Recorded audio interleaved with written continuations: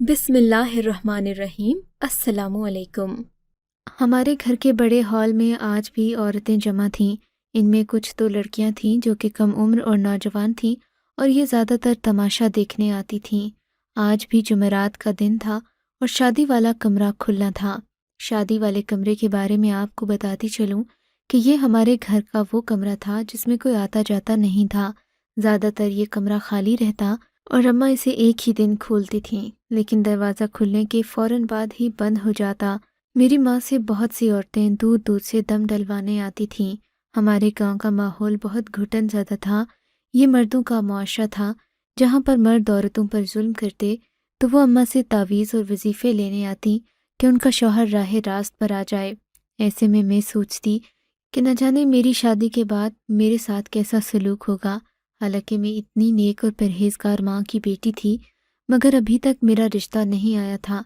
शायद इस वजह से कि मेरी उम्र भी 25 साल हो चुकी, रंग भी हल्का सांवला था। कोई भी मुझसे शादी करने को या तो तैयार न होता, और अगर कोई शादी की हामी भर भी देता तो अम्मा इनकार कर देती। मुझे अम्मा के इनकार की ये वजह समझ नहीं आती थी, जबकि अम्मा ने पिछले ही महीने ये ऐलान किया था कि शादी वाले कमरे में जो भी लड़की जाएगी उसकी शादी हो जाएगी। और फिर ऐसा ही हुआ। पिछली बार मेरी पड़ोसन और दोस्त सबीन जब इस कमरे में गई, उसके अगले ही दिन सबीन की शादी हो गई। लेकिन किसी को नहीं पता था कि सबीन कहाँ गई है। सबीन के बारे में सब लड़कियां एक दूसरे से पूछती, मगर उसने किसी से इस बात का जिक्र नहीं किया कि वो कहाँ ब्याही जा रही है। और यूँ एक दिन हम सब लड़कियों को पता चला कि सबीन की शादी हो गई है। सब लड़कियां पूछती रह गईं कि सबीन की शादी किससे हुई, मगर किसी को दूल्हा के बारे में नहीं पता था। सबीन अगले ही दिन गांव से दूर चली गई और हम सब देखते रह गए। सबीन की किस्मत पर सभी लड़कियां रश कर रही थीं, क्योंकि हमारे गांव का माहौल बहुत ज़्यादा घुटन ज़्यादा था। यहाँ से निकलना तो किसी जन्नत से कम नहीं था। हमारे यहाँ मर्दों का राज था, औरतों को बोलने की भी हिम्मत न होती। जब भी यहाँ की ज़िंदगी किसी को दिलकश नहीं लगती थी। अलबत्ता मेरी उम्र 25 साल हो चुकी थी, अभी तक मेरा रिश्ता नहीं हुआ था। तभी मेरी एक सहेली हुमा, जो मुझे बहुत अच्छे से जानती भी थी, मगर साथ मेरा मजाक उड़ाने में भी कोई कमी न छोड़ती, एक दिन सब लड़कियों के सामने हंसकर बोली, तेरी माँ ने तो शादी वाला कमरा खोल रखा है, जहाँ पर जाते ही लड़कियों की शादियाँ हो जाती हैं। तो फिर वो तुझे क्यों उस शादी वाले कमरे में नहीं भेजती, ताकि कोई तुझे भी ब्याह कर ले जाए और तू इस गांव से दूर चली जाए। हुमा की ये बात मेरे दिल को लगी थी, क्योंकि मैं अम्मा की इस बात पर वाकई नाला थी। मैं सोचती कि अम्मा अगर चाहे तो वो मुझे भी इस कमरे में भेज सकती है, मेरी भी शादी हो जाए और मैं इस गांव से बाहर चली जाऊं। मगर मैंने अम्मा से जब ये बात की तो वो गुस्से से भड़क उठी। लगता था जैसे मैंने उनसे कोई गलत बात कह दी हो। अम्मा, तुम मुझे उस कमरे में क्यों नहीं भेजती? शायद मेरी भी शादी हो जाए और मैं इस गांव से दूर कहीं चली जाऊं। मैंने हुमा की बात दोहराई तो अम्मा ने मेरे मुंह पर उंगली रखते हुए मुझे खबरदार किया, आज तो तूने ये बात कर दी है, दोबारा ये बात मत कहना, वरना मुझसे बुरा कोई नहीं होगा। अम्मा की बात सुनकर मेरा दिल बैठ गया। मेरा रंग सांवला था, उम्र 25 साल हो चुकी थी। अब मुझसे कौन शादी करता, जबकि मेरी माँ थी कि उसे पूरे गांव की लड़कियों की शादी की फिक्र तो थी, पर मेरी कोई परवाह नहीं थी। मैंने अम्मा से कुछ न कहा और चुप साध ली, मगर दिल ही दिल में सोच लिया था कि अब मैं उस कमरे में ज़रूर जाऊंगी जहां जाने के बाद लड़कियों की शादियां होती हैं। खैर, आज भी जुमेरात का दिन था। हर तरफ हंगामा सा था। औरतें और लड़कियां हमारे घर के बड़े हॉल में जमा थीं। दादा अब्बू एक तरफ बैठे हुए थे, उनकी आंखें खून अंगारा हो रही थीं, जबकि मेरी अम्मा औरतों को दम डाल रही थीं। थोड़ी देर बाद दादा अब्बा उठकर चले गए। अम्मा ने इशारे से खादिमा को अपने पास बुलाया और उसे इशारा किया कि फलां लड़की को शादी वाले कमरे में ले जाओ। अम्मा के कहते ही खादिमा उस औरत को और उसकी बेटी को शादी वाले कमरे में लेकर चली गई।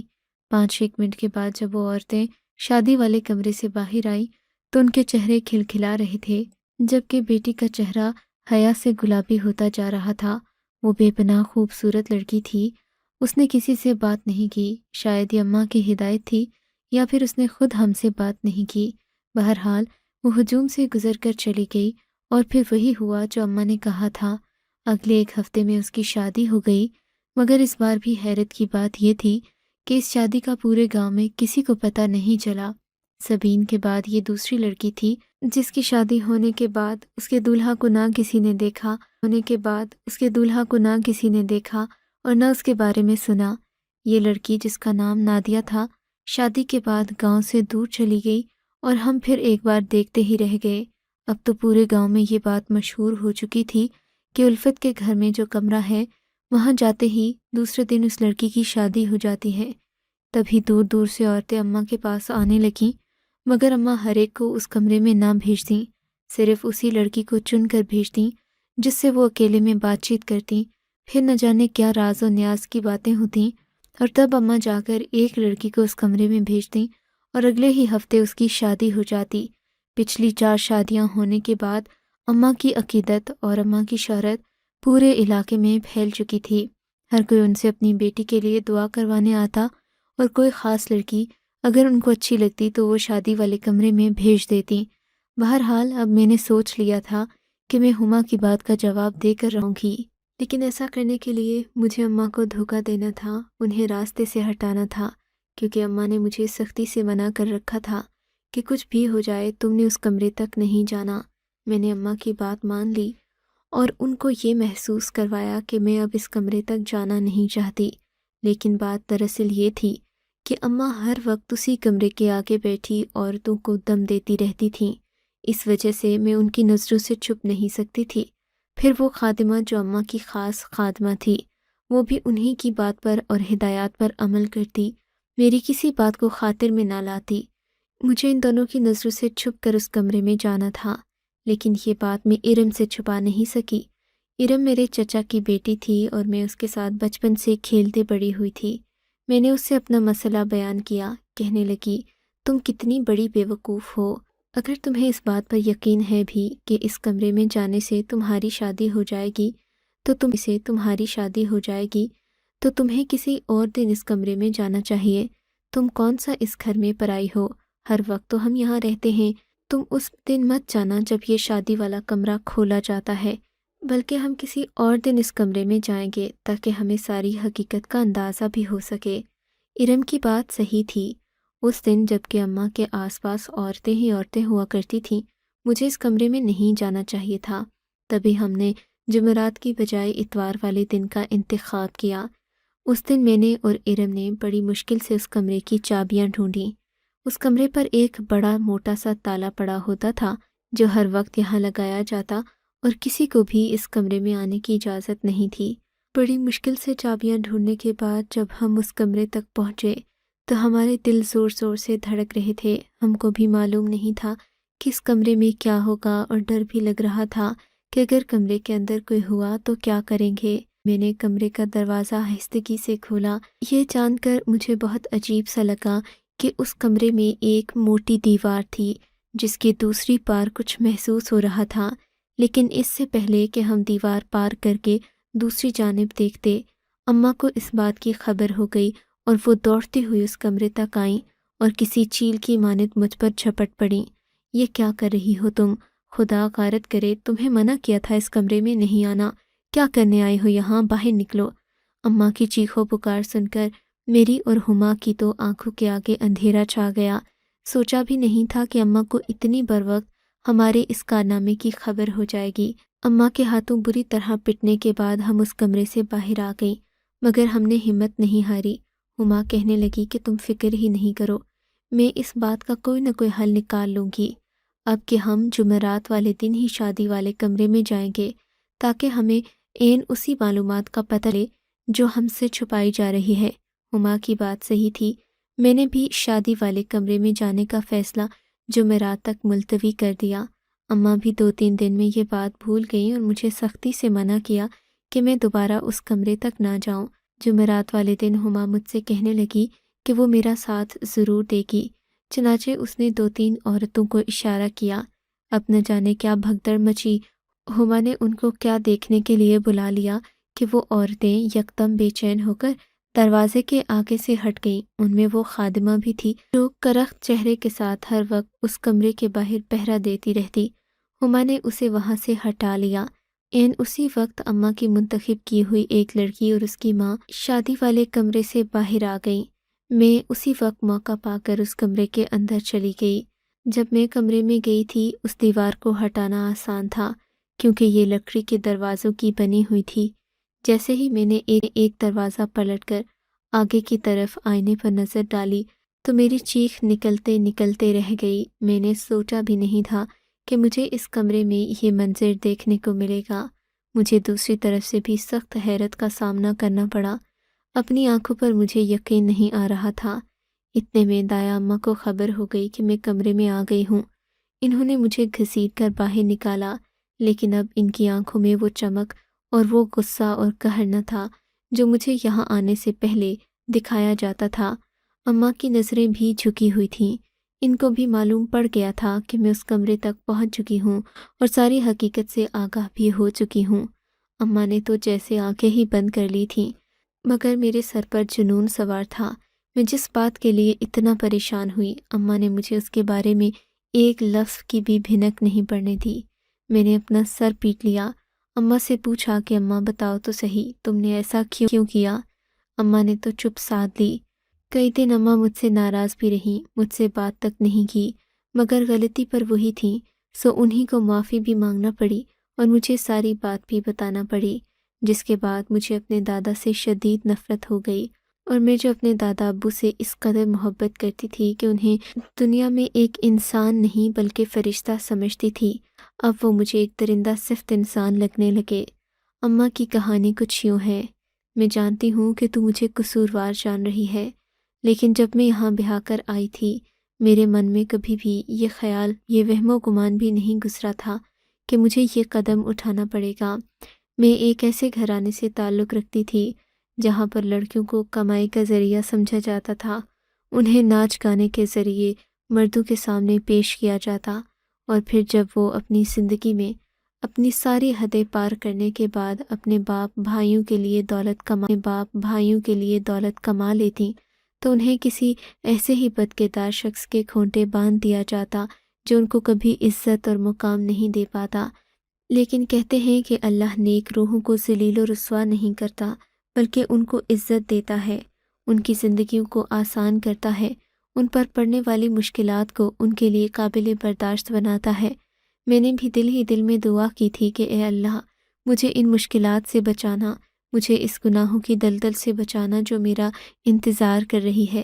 جب میں جوانی کی دہلیز پر پہنچی تو میرے ماں باپ نے بھی مجھے انہی نظروں سے دیکھنا شروع کر دیا جن نظروں سے کوئی شکاری اپنے شکار کو دیکھا کرتا ہے۔ میں جانتی تھی کہ اب مجھے بھی گناہ کی دلدل میں دھکیلا جائے گا، مگر میں اس سب کے لیے تیار تھی، اور بالآخر وہی ہوا۔ مقررہ وقت پر جب میری عمر 18 سال ہو گئی تو میری بولی لگائی گئی۔ میں انسانوں کی بھیڑ میں بیٹھی خود کو ہی تھی، مگر پھر میری تو جیسے لمحوں میں قسمت ہی پلٹ گئی تھی۔ مجھے یہ پتہ چلا کہ میری بولی لگانے والا کوئی عام شخص نہیں، بلکہ وہ تو مجھ سے شادی کرنا چاہتا ہے، مجھے اپنانا چاہتا ہے۔ اور جانتی ہو سب سے بڑی بات کیا تھی؟ سب سے بڑی بات تو یہ تھی کہ وہ خود ایک باکردار شخص تھا۔ وہ نہ صرف یہ کہ باکردار تھا، بلکہ وہ ایک سید گھرانے کا اکلوتا ثبوت تھا۔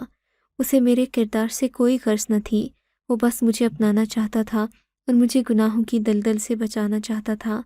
میں نے اس کا بہت شکریہ ادا کیا اور زندگی بھر اس سے وفا نبھانے کا وعدہ بھی کیا۔ پھر اس نے مجھے کہا کہ اگر میں کوئی خواہش رکھتی ہوں تو بتا دوں، کیونکہ وہ مجھے دوبارہ کبھی بھی اپنے گھر والوں سے ملنے نہیں دے گا، ہمیشہ ہمیشہ کے لیے مجھے یہاں سے لے جائے گا۔ اور پھر وہ مجھے ایک ایسی ہی پاک جگہ پر لے آیا جس کے شاید میں قابل بھی نہیں تھی۔ میرے ساتھ اس وقت میرا چھوٹا بھائی بھی تھا جس کی عمر تقریباً 10 سال تھی۔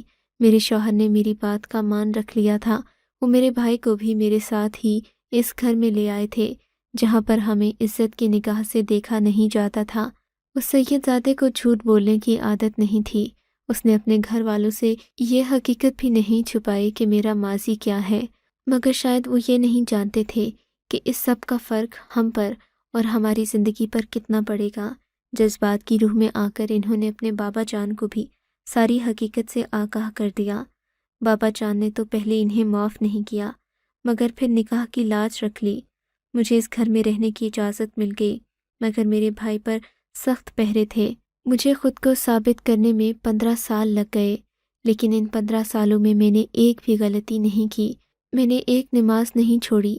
میں نے اس خاندان کے اقدار کو زندہ رکھا، یہاں تک کہ میرا مقام اس معاشرے میں ایسا بن گیا جیسا میری ساس کا ہوا کرتا تھا۔ عورتیں میری عزت کرنے لگیں، میرے کردار کی گواہی دینے لگیں، مگر میرے سسر مجھ سے اب بھی نفرت کرتے تھے۔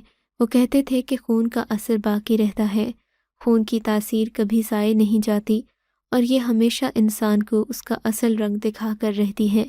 ان دنوں میرا چھوٹا بھائی بھی جوان ہو رہا تھا، اسے بھی معاملے کی نزاکت کا اندازہ تھا۔ میں نے اسے بھی سختی سے سمجھا دیا تھا کہ اپنی بہن کے گھر کا خیال رکھنا، کبھی اس ماحول میں کوئی ایسی حرکت نہ کرنا کہ مجھے بھی یہاں سے دربدر ہونا پڑے، مگر جو قسمت میں لکھا ہوتا ہے وہ تو ہو کر ہی رہتا ہے۔ میرے بھائی سے بھی نہ جانے کیسے یہ حرکت سرزد ہو گئی کہ ایک دن اس نے ایک نوکرانی سے بات کرنے اور پھر اسے چھیڑ چھاڑ کرنے کی ہمت کی۔ بس اس بات نے تو میرے سسر جی کو یہ بات کہنے کا موقع دے دیا کہ انسان کا خون کبھی اپنا رنگ نہیں بدلتا اور اپنا اثر دکھا کر رہتا ہے۔ تمہارے بھائی نے آج کم نسل کا ثبوت دے دیا ہے۔ میں اس بات پر بہت روئی، اپنے بھائی کو کوسا، مگر میرے سسر کو اس بات پر بھی یقین نہیں آیا۔ انہوں نے صاف کہہ دیا کہ اپنے بھائی کو اس گھر سے نکال دو، یا پھر 5 سال بعد میرے کسی سخت فیصلے کے لیے تیار ہو جاؤ۔ میرا خیال تھا کہ میرے سسر 5 سال بعد اپنا دل بدل دیں گے یا میں ان کے دل میں پھر سے جگہ بنا لوں گی، مگر یہ میری خوش فہمی تھی۔ میں نے تو اپنے بھائی کو سدھار لیا، اس کے لیے میں نے ایک لڑکی ڈھونڈ کر اس کی شادی بھی کر دی، مگر جب میرے سسر نے اپنا فیصلہ سنایا تو میری جان ہی نکل گئی، اور اس فیصلے کے مطابق مجھے اپنی 5 اولادوں کو اپنے ہی گھر میں قید کرنا تھا، کیونکہ وہ کم نسل تھے، ان کے ساتھ کسی کو بھی جڑنے نہیں دیا جانا تھا۔ وہ بھی اپنا آپ ظاہر کرتے اور اس خاندان کی عزت کو ڈبو دیتے۔ حالانکہ میرے 5 بیٹوں کا باپ تو ان کا بیٹا ہی تھا، لیکن میرے سسر نے میری بات کی پرواہ نہیں کی اور مجھے سختی سے حکم دیا کہ میں اپنے بیٹوں کو کسی سے ملنے جلنے نہ دوں اور تمہیں بھی باہر نہ نکلنے دوں۔ تم تو خیر کسی نہ کسی کی نظر میں آ ہی گئیں، لیکن تمہارے بھائی ہمیشہ اس قید میں رہے۔ تم مجھ سے سوال کرتی رہ گئیں کہ میں نے تمہارے بھائیوں کو گھر سے نکلنے کیوں نہیں دیا، مگر میں جواب نہیں دے پائی۔ تمہارے سسر کو میں نے اس بات پر منوا لیا تھا کہ اگر میں اپنے بیٹوں کی شادی کر کے انہیں گاؤں سے باہر بھیج دوں تو وہ مجھے معاف کر دیں گے۔ انہوں نے اس بات پر حامی بھر لی تھی۔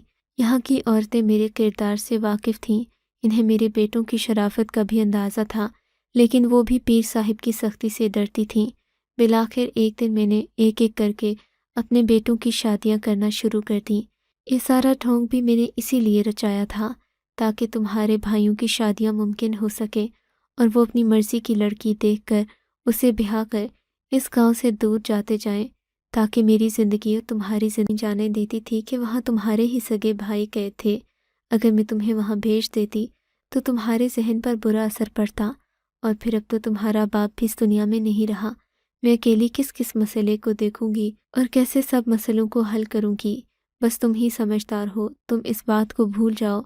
اماں نے یہ کہہ کر اپنے دل کا بوجھ تو ہلکا کر دیا، مگر میرے دل میں دادا کی ایسی نفرت پڑنے لگی جس کا میں تصور بھی نہیں کر سکتی تھی۔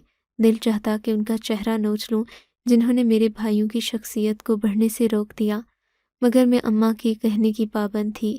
میں ایسا کچھ نہیں کر سکی، اماں کا کوئی بدلہ نہیں اتار سکی۔ بالآخر وہ وقت بھی آ گیا جب ہم لوگوں نے اس گاؤں سے جانا تھا۔ میرے سخت اور سنگ دل دادا جان کو اس وقت بھی رحم نہیں آیا اور انہوں نے آگے بڑھ کر ہمارے سروں پر ہاتھ بھی نہ رکھا۔ میں آج بھی دادا کی وہ شعلہ برساتی آنکھیں یاد کرتی ہوں تو میرے دل کو کچھ ہونے لگتا ہے، جنہوں نے اپنے بیٹے کی انا کی خاطر اپنی بہو کو برداشت تو کر لیا، مگر اپنی آنے والی نسلوں کو اپنی انا کی بھینٹ چڑھا دیا۔ خدا ایسے لوگوں کو عقل اور سمجھ۔ آپ کو اگر یہ کہانی اچھی لگی ہے تو اس ویڈیو کو لائک کیجیے، اور اس طرح کی مزید کہانیاں سننے کے لیے ہمارے چینل کو ضرور سبسکرائب کیجیے۔ کہانی سننے کا شکریہ۔ آپ سے ملاقات ہوگی اگلی ویڈیو میں، تب تک کے لیے اللہ حافظ۔